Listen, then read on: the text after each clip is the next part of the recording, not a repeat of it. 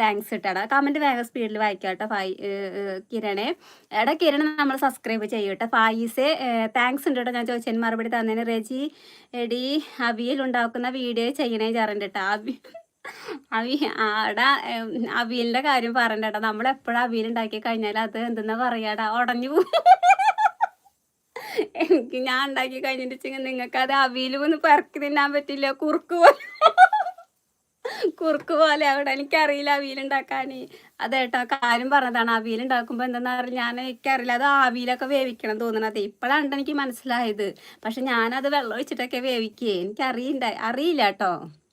അറിയില്ല ഞാൻ പറയില്ല. പക്ഷെ ഞാൻ പറഞ്ഞല്ലോ, അവിയൽ എന്ന് പറയുമ്പോൾ അത് സെപ്പറേറ്റ് ആയി ഇങ്ങനെ വേർതിരിച്ച് കഷ്ണങ്ങൾ കിടക്കുമല്ലോ.